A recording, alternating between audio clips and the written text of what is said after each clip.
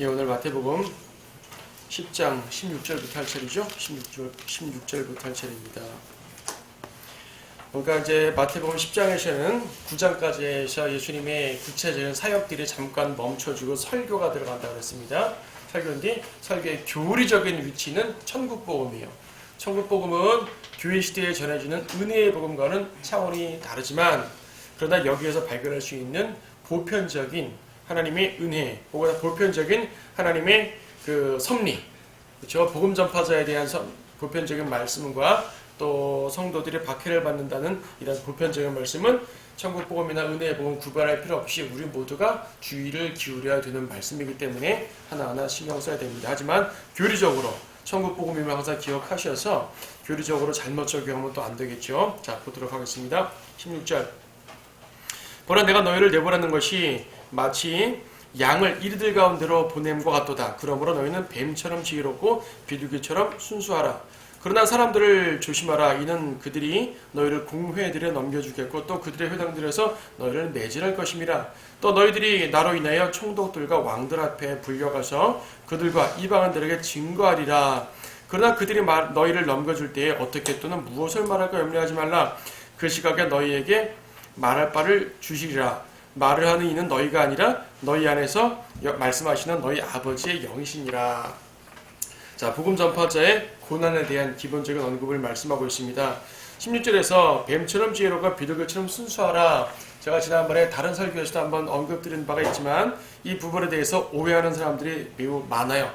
뱀처럼 지혜롭다라는 말에 여기에만 초점을 맞추죠. 사람들은 뱀처럼 지혜롭고 비둘기처럼 순수하라라고 말씀하신 예수님의 말씀에서 뒷부분, 즉 비둘기처럼 순수하라는 잘 생각하지 않고 뱀처럼 지혜롭고라는 말씀만 잘 생각을 하는 것 같아요.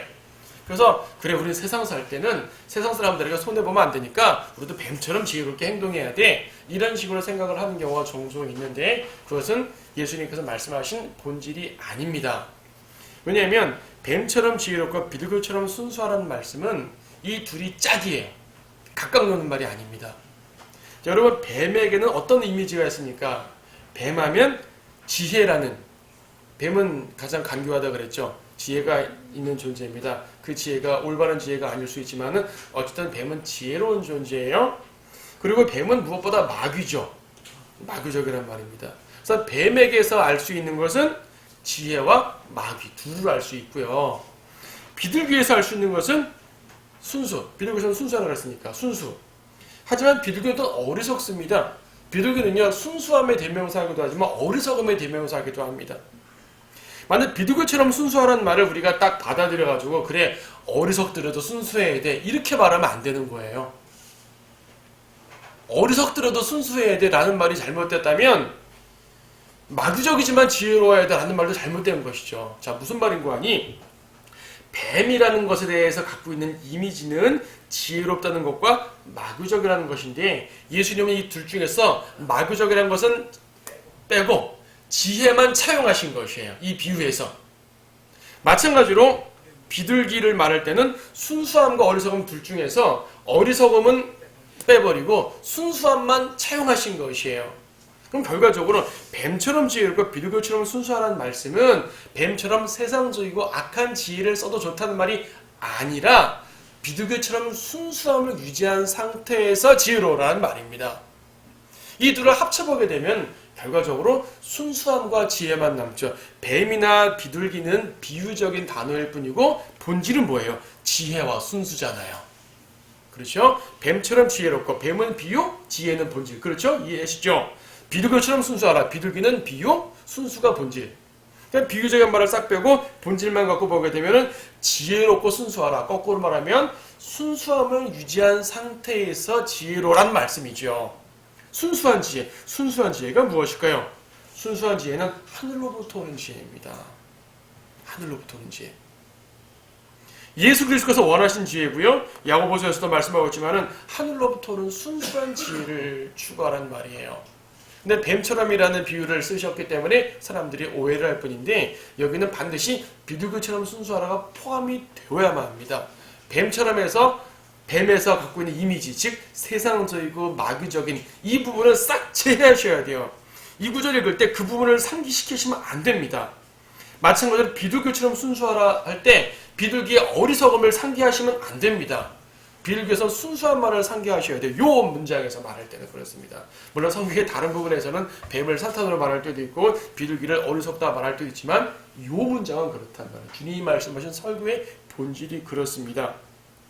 그래서요, 우리가 성도들이 세상을 다룰 때 세상 사람들에게 그래 세상적 지혜를 써야 돼, 술수를 동원해야 돼, 아니에요. 주님 우리에게 세상적으로 술수를 동원하라 말하지 않으셨어요. 순수하게 나가야 됩니다. 그렇지만은 지혜롭게 대처해야겠죠. 근데요, 그 부분을 좀 더 자세하게 말씀하시는 것이 17절, 18절, 19절의 별도의 말씀이 아닙니다. 연결되는 말씀입니다. 사람들을 조심하라고 17절에서 말씀하셨습니다. 사람들을 왜 조심합니까? 그들이 너희를 공회들에 넘겨주겠고 회당들에서 매질합니다. 자, 공회라는 것은 재판석에다 말하는 것이에요. 재판석에 넘겨준다는 얘기죠. 붙잡아가지고 재판받게 하고 형을 내리게 하고 괴롭힌다는 얘기입니다. 그럼 형틀에서 매질한다고 그랬습니다. 네, 매질합니다. 회당들에서 매질하죠. 그리고 18절도 총독들과 왕들 앞에 불려갑니다. 총독들과 왕들 앞에 설교해달라고 초청받아 불려간다는 말 아닙니다. 네. 초청받아 설교해달라고 불려갈 수 있지만 여기서 말하는 문장은 그것이 아니라 17절에서 공회에서 매질하는 같은 관점으로 끌려가는 것이에요. 사도 바울이 사도행전 24장에서 끌려갔지요. 예. 사령관한테 잡혀가지고 총독한테 끌려가고요. 또 총독이 바뀔 때까지 잡혀 있었고요. 총독한테 이제 소환대 나가면 또 전파했고요. 또 아그리파 왕이 또 오네요. 왕 앞에서 또 증거했고요. 그러니까 이 이방인들은 왕이든 총독이든 바울을 신문하려고 부른 것입니다. 초청을 설교를 부른 거 아닙니다. 하지만 바울은 그 기회를 이용해서 복음을 전하는 것이지요. 우리도 누군가가 우리를 박해하고 괴롭히고 하게 되면 그 기회를 이용해서 복음을 전할 수 있습니다. 그래서 이 상황은 지금 천국 복음이라는 아주 위태한 상황 속에서도 되지만 오늘날 우리에게도 어느 정도 적용할 수가 있겠죠. 자, 누군가가 우리를 박해하는 것입니다. 비난하는 것입니다. 괴롭히는 것입니다. 비난하고 괴롭힐 때 우리는 순수한 지혜를 활용해야 된다는 얘기입니다. 비난하고 괴롭힐 때 그들과 맞서기 위해서 세상적 지혜를 끌어당기면 안 된다는 말입니다. 왜냐하면 지금 여기서 말씀하고 있는 게 19절에서 그러나 그들이 너희를 넘겨줄 때에 어떻게 또는 무엇을 말할까 염려하지 말라. 그 시각에 너희에게 말할 바를 주시리라. 자, 이 말씀을 어떤 사람들은 이렇게 오해합니다. 아, 그래, 내가 뭘 준비하고 하는 것이 아니라 성령께서 그때그때마다 말씀을 넣어주신단 말이에요. 그래서 어떤 사람은 극단적인 어떤 설교자를 봤어요. 그 설교자는 설교 준비를 안 해요. 안 하고, 제가 직접 봤어요. 설교 준비를 안 하고요. 그냥 뭘 간단한 메모는 하겠죠. 성경을 읽습니다. 읽고 뭐 머릿속으로 생각은 어느 정도 하겠죠. 전혀 안 하진 않을 것입니다. 하지만 구체적 준비를 안 해요. 이 말씀 때문에 주님께서 그때 알려주신다는 얘기예요. 그래가지고 이제 그 목사님은 지금도 그러신지 모르겠네. 목사님 예배 시간 1시간 전부터 강단이 올라와서 기도합니다. 1시간 전부터 기도하는 거예요. 주님께서 말할 바를 알려주시라고 계속 기도하는 거예요. 그리고 단위에 씁니다.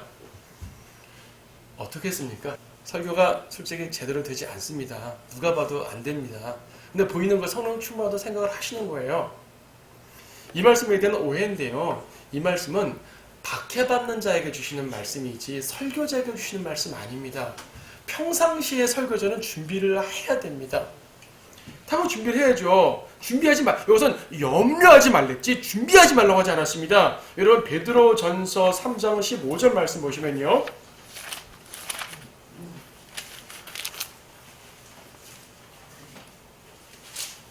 베드로전서 3장 15절에서 말씀을 준비하는 자들에 대해서 언급하고 있는데 뭐 직접적인 설교자가 아니라도요. 복음 전파자 모두 포함되는 말입니다. 그러나 너희 마음속에서 주 하나님을 거룩하게 여기며 너희 안에 있는 소망에 관한 이유를 묻는 모든 사람에게 답변할 것을 온유와 두려움으로 항상 예비하라 그랬어요. 말씀을 준비해야 됩니다. 그리고 거기 어디예요? 디모데 후서죠. 디모데후서 4장 2절 말씀도 디모데후서 4장 2절 말씀도 너는 말씀을 전파하라. 때를 얻든지 못 얻든지 항상 대비하라. 대비하라는 말씀이 뭐예요? 어떤 상황이 펼쳐질지 모르니까 준비하라는 말씀이거든요. 자, 뭐 공식적 설교자든 비공식적으로 거리 설교자든 뭐 개인적으로 전파하는 사람이든 어쨌든 복음을 전파하는 사람들은 준비를 해야 됩니다. 이건 단순한 전파자가 아니라 전파전에 위급하게 갑작스럽게 당할 때를 맞는 것이에요. 뭐 박해를 받는 상황이라든지 박해가 아니라도 갑작스럽게, 물론 우리는 갑작스럽게 받더라도 베드로 전서의 말씀에 따라 미리 준비를 하고 있어야 하겠지만 때로는 준비하지 않을 때 어떤 위급하게 내가 말씀을 전달해야 될 일이 생길 수가 있잖아요. 그렇죠? 말씀 전파가 아니라 이 문맥은 좀 박해하는 문맥인데 내가 박해당하고 있습니다. 박해당하고 모함당하고 이렇습니다. 모함당하고 박해당하는데 이 부분에서 세상적 지혜를 미리 짜가지고 준비하는 것이 아니라요. 순수하게 주님 안에서 의지하고 있으면은 주님께서 그때 성령으로 알려주신다는 얘기입니다. 여러분 가끔 그런 간증 하잖아요. 어떤 위기에 있었는데 내가 그때 왜 그런 말 했는지 모르겠다. 주님께서 저에게 그런 말을 하도록 알려주신 것 같다고 가끔 그렇게 간증하는 분을 듣는데요. 맞습니다. 위기에 처했을 때는 주님께서 갑작스럽게 도와주신다는 얘기입니다. 그런 상황을 말하는 것이 평상시에 설교자가 설교 준비하지 말라? 이런 말 아닙니다. 그리고 주님께서 알려주시고 말할 바를 주신다 그랬고 20절도 말을 하는 이는 너희가 아니라 너희 안에서 말씀하시는 너희 아버지의 영이시여 성령님이 내 안에서 말씀하시는 거거든요. 성령님이 내 안에서 말씀하시도록 놔둬야지 세상적 지혜로 내가 막 꾸미지 말란 얘기예요. 특히 문맥에 뭐라고요? 박해받고 비난받고 고통받을 때 더욱더 그렇습니다. 평상시보다 그때가 더 그래요. 하지만 우리는 어떻습니까? 평상시보다 내가 비난받고 고통받고 이럴 때를 더 세상의 지혜를 짜내려고 자꾸 해요. 왜냐면 내가 당하는 게 기분 나쁘니까 이겨내려고 하죠. 이겨내려는 건 좋은데 이 이겨내려고 할 때 더욱더 성령님을 의지해서 순수한 지혜로 가야지 인간적 지혜를 짜내면 안 된다는 말씀을 하십니다.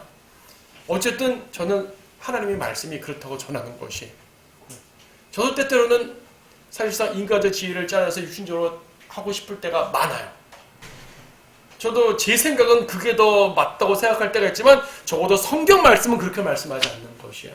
적어도 예수님은 그렇게 말씀하지 않는 것이에요. 예수님께서는 순수한 지혜를 유지하면서 주님께서 말씀하시게 하라. 이게 예수님의 말씀입니다. 우리는 그 말씀을 따를 수밖에 없죠. 우리가 주님의 제자라면 당연히 그래야 됩니다. 그러니까 평상시에 말씀 준비하는 것은 다른 차원임을 우리가 이해하시기 바랍니다. 21절에서 또 형제가 형제를 아비가 자식을 죽음에 내어주며 자식들이 부모를 대적하고 일어나 부모를 죽게 하리라. 참 각박한 세상이죠. 참 악한 세상입니다. 사실 오늘날도 뉴스에 보게 되면 이런 일이 종종 나오죠. 그렇죠? 요즘에도 보게 되면 부모 자녀 간에 뭐 여러 가지 문제로 싸우고 대적하고 가끔 가다가 폐륜을 저지른 일들도 종종 나옵니다. 말도 안 되는 상황이지만은 종종 있어요. 근데 이게요, 사실은 오늘날뿐 아니라 동서고금을 막론하고 옛날에도 있었습니다. 다만 그런 일들이 잦지 않았죠. 간혹가다 있었죠. 하지만 마지막 때가 다가올수록 그런 일들이 점점 빈번해집니다. 특히 돈 때문에 그런 일이 많아지잖아요. 돈 때문에 부모 자식이 원수되는 것을 종종 많이 보게 됩니다. 그래서요, 이제 21절에서 그랬죠? 이것이 마지막 때의 상황입니다. 대환란 때는 더 극심해져. 여러분, 21절을 보게 되면 딱 떠오르는 게 뭡니까? 너무나 악해, 너무나 비인간적이야. 이런 생각 들죠? 예, 맞아요. 마지막 때는요, 인간성 상실의 시대입니다. 실질적으로. 인간성 상실의 시대. 여러분, 대환란이라고 생각해 보세요. 일반적으로 대환란이라는 것은 두 가지 개념에서 대환란입니다. 첫째 개념은 자연재해가 극심해요. 자연재해가 인류 역사상 지금까지 당했던 자연재해보다 더 심해지는 게 이 대환란입니다. 그러니까 대환란 때의 자연재해는 단순한 자연현상에 의한 재해가 아니라 하나님이 심판하시는 것이기 때문에 자연재해가 심하죠. 우박이 뭐 너무 심하게 떨어지고 한 달란트만 하는 거 이따만한 거거든요. 그리고 뭐 불이 어떻게 붙고 3분의 1이 죽고 바다가 피가 되고 이런 일이 벌어지지 않습니까? 하나님의 심판입니다. 대환란의 두 번째 개념은 적그리스도의 통치 때문에 악해지는 것이에요. 그러니까 자연재해라는 심판 때문에 못 살겠는 것이 대환란이고 적그리스도의 통치 때문에 못 살겠는 것이 또 대환란입니다.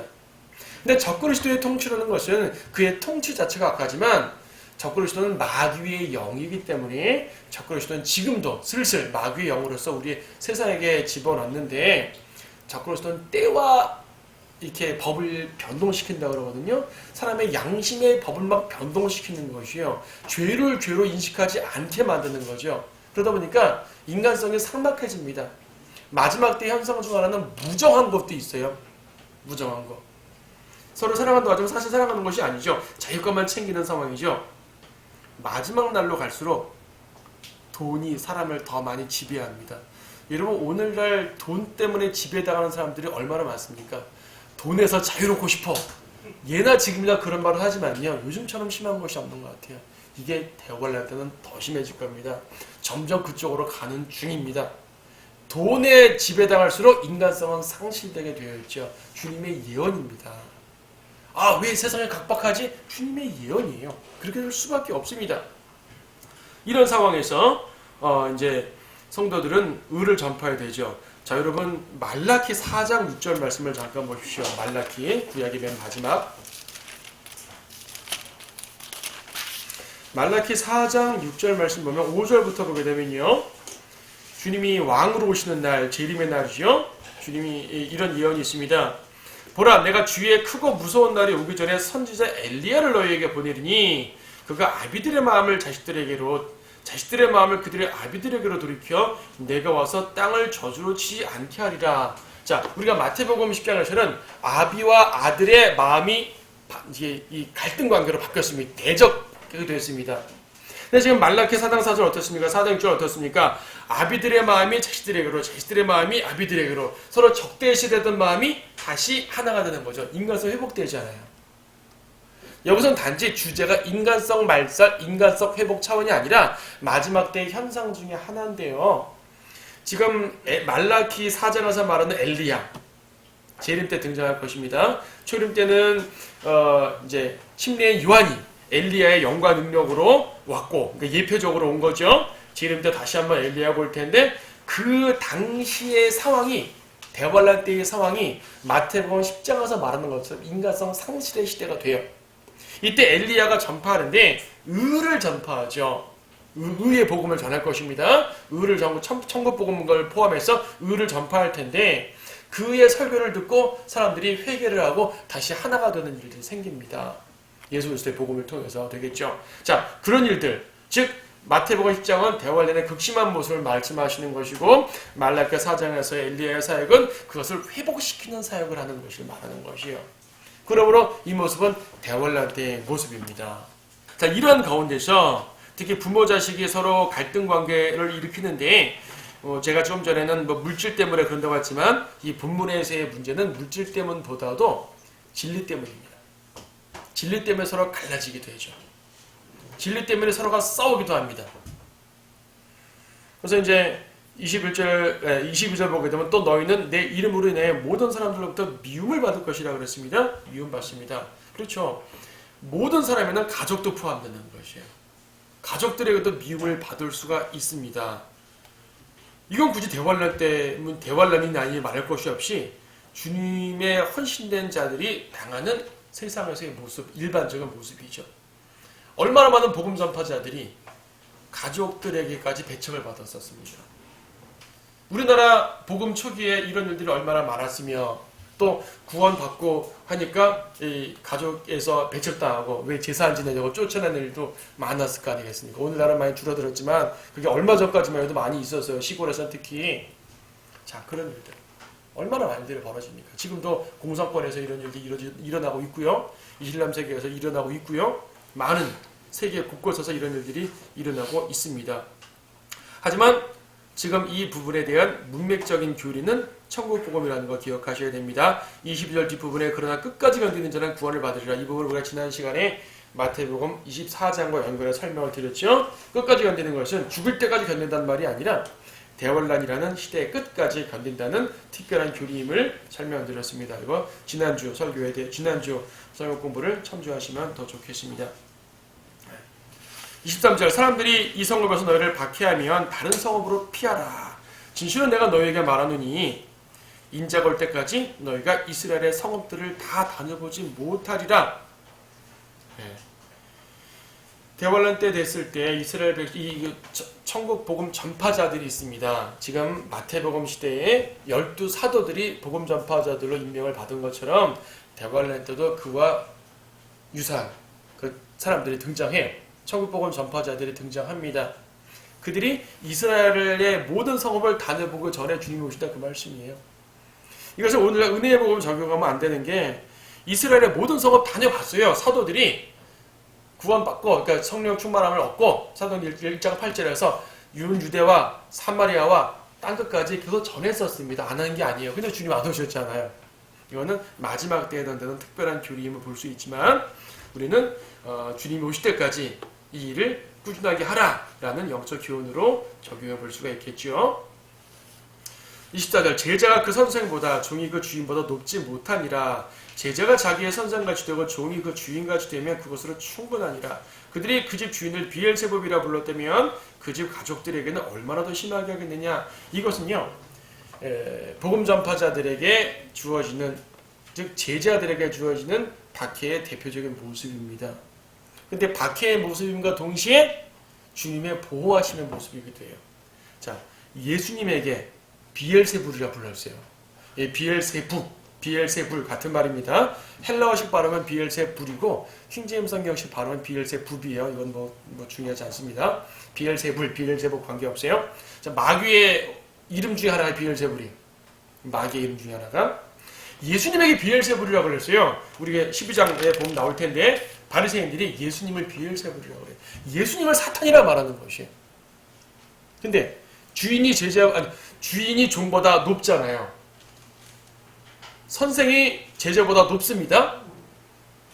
예수님이 비엘세불이란 말 들었어요. 우리가 그보다 더 심한 박해를 받을까요? 그렇지 않아요. 예수님은 의와 화평에 대해서도 가장 높으신 분이지만 박해에 대해서도 가장 높으신 분이에요. 미움받는 것에 대해서도 가장 높으신 분이에요. 예수님을 박해한 것처럼 우리를 박해하지 못합니다. 물론 어떤 사람들은 순교당한 순교사 보게 되면 예수님이 못 박아 죽으신 것보다 더 심하게 죽은 사람도 있어요. 객관적으로 보면 더 심한 것 같지만 사실 더 심한 게 아니거든요. 예수님이 그동안 당한 모든 걸 보게 되면 예수님보다 더 심한 것이 아니죠. 사람들 누군가가 여러분에게 이 마귀라고 한다고 해가지고 예수님을 향해 바리새인들이 비엘세불이라고 말한 것보다 더 강도가 센 게 아니란 말입니다. 무슨 말씀인지 아시죠? 여러분들이 아무리 박해를 받아봤자 예수님보다는 덜 받는단 말입니다. 주님의 보호하심이 있단 말이에요. 주님이 견뎌내시단 말입니다. 주님을 따라갈 수 있단 말입니다. 예수님께서 우리에게 모든 모범을 보이셨는데 의에 대해서만 모범 보이신 것이 아니라 박해와 고난에 대해서도 모범을 보이셨어요. 우리에게 예수님만큼 감은 제일 잘 받는 거예요. 예수님 이상으로 더 많이 박해받지 않는다는 말씀이죠. 그러므로 담대하라고 말씀하십니다. 담대하라는 말씀 한 구절 더하죠. 26절에서 그러므로 그들을 두려워하지 말라. 왜 두려워하지 말까요? 가려진 것이 드러나지 않을 것이 없고 숨겨진 것이 알려지지 않을 것이 없느니라. 내가 너에게 어둠 속에서 말하는 것을 너희는 빛 가운데서 말하고 너희는 귀 속으로 듣는 것을 지붕 위에도 전파하라 라고 말씀하셨죠. 네. 그리고 또 말씀하신 게 뭡니까? 28절에서 또 너희는 몸을 죽여도 혼은 죽일 수 없는 자들 두려워하지 말고 오히려 혼과 몸을 모두 지옥에서 멸할 수 있는 그분을 두려워하라. 자, 그들이 우리를 박해하지만 아무리 박해해봤자 기껏해야지 몸밖에 못 죽인다는 얘기입니다. 그들이 우리를 박해해봤자 몸밖에 못 죽여요. 근데 하나님께서는 몸과 혼을 모두 멸할 수 있는 분이라는 얘기죠. 몸을 죽이고 혼을 지옥에 던져버릴 수 있는 것이 하나님입니다. 세상 통치자가, 세상 독재자가, 세상의 간악한 사람들이 우리를 아무리 박해해도 우리의 몸밖에 터치를 못합니다. 여러분의 혼은 터치하지 못하고요. 무엇보다 우리의 양심을 터치하지 못합니다. 우리 양심의 자유, 하나님 말씀을 향한 우리 양심의 자유를 터치하지 못해요. 그러므로 두려워하지 말라는 것이죠. 주님께서 이미 하셨고요. 그리고 26절, 20절에 있는 것처럼 아무리 박해를 해도 전파될 건 다 전파된단 말이에요. 주님께서는 귓속말로 한 것도 전파한다고 말씀하셨기 때문에 아무리 박해해도 우리가 목적한 바, 복음 전파는 이루어질 것이고 아무리 우리를 괴롭혀도 기껏해야 육신을 죽이는 것밖에 안 된단 말입니다. 육신을 죽이는 건 매우 큰 거죠. 예, 헌신되지 않은 사람은 아직 말씀에 충만하지 않은 사람은 아직 제자가 되지 않은 사람은 육신을 죽이는 것이 너무나 두렵기 때문에 감히 못하겠지만 적어도 제자의 길에 들어선 사람은요 육신의 죽음을 두려워하지 않습니다. 육신의 죽음을 두려워하면 그 순간 우리는 제자가 아닌 것이에요. 그냥 두려운 거 말고 복음에 대해서 말할 때, 박해에 대해서 말할 때, 진리에 대해서 말할 때 죽음을 두려워하면 안 되죠. 그러면 더 이상 제자가 아닌 것이죠. 제자의 길은 일단 딴 거 다 떨쳐놓고 죽음을 두려워하지 않는 것. 십자가를 지라 그랬잖아요. 십자가가 뭡니까? 죽는 게 십자가예요. 그래서 봅니다. 29절 참새 2마리가 한 아세리온에 팔리지 아니하느냐? 그러나 너희 아버지 없이는 그중 한 마리도 땅에 떨어지지 아니하리라. 그러나 너희의 머리카락까지도 다 세워두셨나니 그러므로 너희는 두려워하지 말라. 너희는 많은 참새보다 더 귀하니라. 그러니까요. 두려워하지 말라는 걸 세 가지로 언급하셨네요. 첫째로는 아무리 박해해도 복음은 전파된다.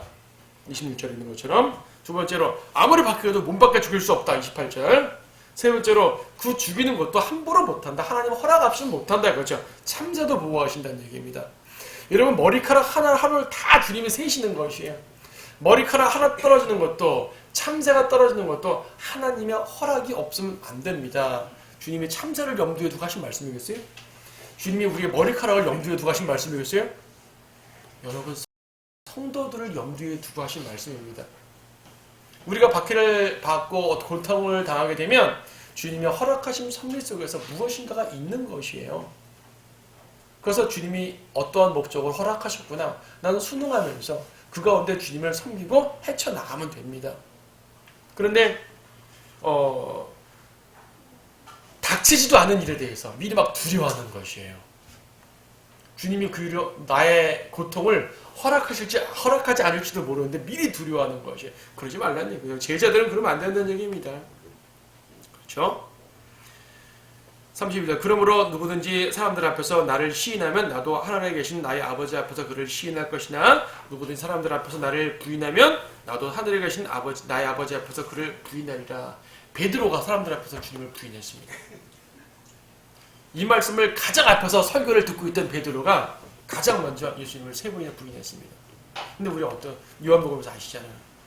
예수님은 베드로를 너 나 부인했으니까 나도 너 부인하겠어 하지 않으시고 베드로에게 기회를 주러 가셔가지고 다시 베드로의 사랑을 회복시키시면서 베드로에게 제자됨을 회복시키셨고요.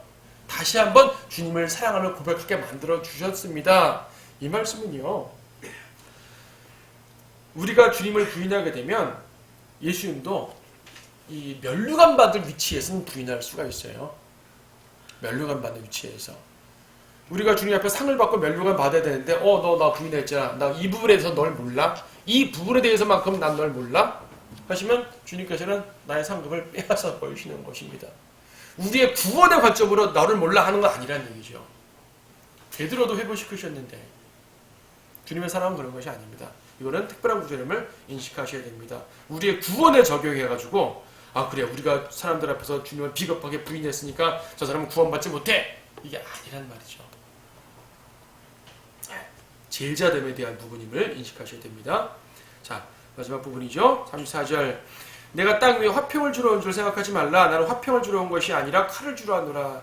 내가 온 것은 사람이 그 아버지와 딸이 그 어머니와 그 며느리가 그 시어머니와 며느리가 그 시어머니와 서로 대적하게 하려 함이라. 자, 계속 대적합니다. 앞에서도 대적이 나왔어요. 앞에서는 인간성 상실의 시대를 언급했지만 대환란의 끔찍한 모습을 보였지만 여기서도 같은 상황이지만 여기서 관점이 복음 때문이라는 관점이 등장합니다. 복음 때문에. 36절 사람의 원수들은 그의 가족 중에 있으리라. 가족 중에 원수가 생깁니다. 진리가 들어가게 되면은 갈라질 때가 많다 그랬죠. 예, 진리 때문에 갈라지는 분들이 계십니다. 가능하면 우리 편에서는 갈라지려고 하시면 안 돼요. 성경에서는 가능하면 너희 편에서는 모든 사람과 더불어 화목하라고 하셨기 때문에 우리가 진리를 알고 가족 중에 누군가가 진리를 모른다 내가 먼저 성별 끊어 이건 아니란 말입니다. 우리 편에서는 최소한 성의를 보이고 무릎을 고개를 숙이고 화목해야 되지만 그러나 쫓겨나올 때가 있다는 얘기입니다. 그래서 이제 이 진리 때문에 박해를 당하는 가족에서까지 박해를 당하는 그런 모습을 보여주는 거죠. 여기서 제자됨에 아주 중요한 제자의 길에 핵심되는 말씀들이 있습니다. 37절 결론적으로 말씀하시는 거죠. 아버지나 어머니를 나보다 더 사랑하는 사람은 나에게 합당치 않는다고 했습니다. 아들이나 딸을 나보다 더 사랑하는 사람도 나에게 합당치 않는다고 말씀하십니다. 그래서 예수님 말씀하셨죠. 주 안에서 부모를 공경하라. 주 안에서입니다. 이건 부모에게 순종하지 말자든지 우리 아버지가 진리를 좀 모르니까 우리 아버지는 진리를 모르니까 순종하지 않아도 돼 이런 말이 아니란 얘기입니다. 다른 모든 면에서 순종해야죠. 하지만 진리에 대해서만큼은 굽히지 않는 말씀에 대한 분명한 자세가 있는 것이죠. 아버지나 어머니, 자기 아들이나 딸 이거는 인간의 가장 기본적인 모습이에요. 근데 주님에 대한 부분은 인간의 가장 기본적인 것보다 초월합니다. 이게 제자도예요. 이거 되게 엄청난 말입니다, 여러분. 우리는 성경 보면서 그냥 그런가 보다 할지 모르지만 이거 엄청난 말이에요. 이것 때문에 수많은 가족들에서 오히려 더 박해를 당한 사람도 많이 있었고요. 하지만 본질이 그렇지 않은 거 이해 못해서 그런 거죠. 38절 또 자기 십자가를 지지 않고 나를 따르는 자도 나에게 합당치 아니하리라. 예, 자기 십자가입니다. 십자가는 죽음을 의미하고요. 수치를 의미합니다. 예수님은 십자가를 질 때 단지 죽음만이 아니라 수많은 수치를 당하셨잖아요. 침뱉침을 당하고 주먹으로 맞으시고 하나님이신 그분이 그렇죠. 수치를 당합니다. 우리도 십자가를 진다는 얘기는 주님과 더불어 수치를 짊어져야 돼요. 예수쟁이라는 비난이 부끄러워하지 않고 영광으로 여겨야 된다는 얘기죠. 예전에 그런 말 했습니다. 저 기독교 신자가 아니라 기독교 환자야. 그런 말 종종 했었죠. 저는 그 말 들 때마다 아멘 할렐루야 그랬습니다. 저는 환자 맞습니다. 사도 바울이 그랬죠. 왕과 총독들이 네가 미쳤다 그러니까 결박당한 거 이외에는 여러분 모두가 나처럼 미치길 바란다 이거죠. 나와 같이 되길 바란다 이거죠. 미치길 바란다는 말은 안 했지만 바울처럼 되길 바라는 것이에요. 이게 제자의 모습이에요. 주님께서 여러분들이 요구하는 것은 그런 모습까지 갑니다. 천국 복음, 은혜의 복음 구별할 것 없이 기본적 제사의 자세 자체를 말하고 있습니다. 그래서 이제 39절 자기 생명을 찾는 사람은 잃을 것이요 나로 인하여 자기 생명을 잃는 사람을 찾을 것이라. 일반적 원리도 이거 많이 하잖아요. 여기서 일반적인 말에다 한 단계 더 들어갔죠. 예수님을 위해서가 중요한 것입니다. 목숨을 버리면서까지도 열심히 하면 오히려 산다라는 일반적 원리를 초월해서 주님을 위해 생명을 잃는 사람은 주님께서 생명을 주십니다. 물론 우리는 모두 영생을 얻겠지만 주님을 위해서 순교당한 사람은 더 좋은 부활로 드러나게 되죠. 더 상급을 받는 거죠. 유업을 받게 되는 거겠죠. 그래서 이제 마지막 부분은 뭐냐면 복음 전파자에게 주시는 위로와 축복뿐 아니라 복음 전파자들을 맞이하는 자들에게도 설교를 하시는 것입니다. 너희를 영접하는 사람은 곧 나를 영접하는 것이며 또 나를 영접하는 사람은 나를 보내신 분을 영접하는 것이라. 권위죠, 권위. 우리가 복음 전파자로 나아갈 때 여러분들은 하나님의 권위로 나아가도 되는 것이에요. 그래서 내가 하나님이란 말 아닙니다. 하지만 내가는 하나님의 대사이기 때문에 하나님의 권위로 나아가는 것이에요. 권위로 나아간다고 뻣뻣하게 교만하게 하는 말이 아니라 하나님 말씀의 권위를 인정하는 거죠. 그래서 그가 나를 대접하게 되면 하나님께서 그 사람을 하나님을 대접하고 취급을 해주시는 것이에요. 여러분들 그런 권위를 받은 사람들입니다. 41절도 마찬가지죠. 선지자의 이름으로 선지자를 영접하는 사람은 선지자의 상을 받을 것이요 의인의 이름으로 의인을 영접하는 사람은 의인의 상을 받을 것이라. 또 누구든지 제자의 이름으로 이 작은 자들 중 하나에게 마실 냉수 한 잔이라도 주면 진실로 내가 너희에게 말하노니 그는 결코 자기 상을 잃지 아니하리라.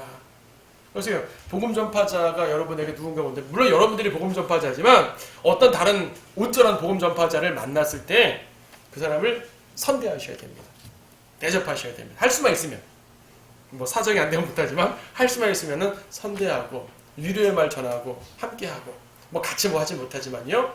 그럼 주님께서 기억하시는 것이에요.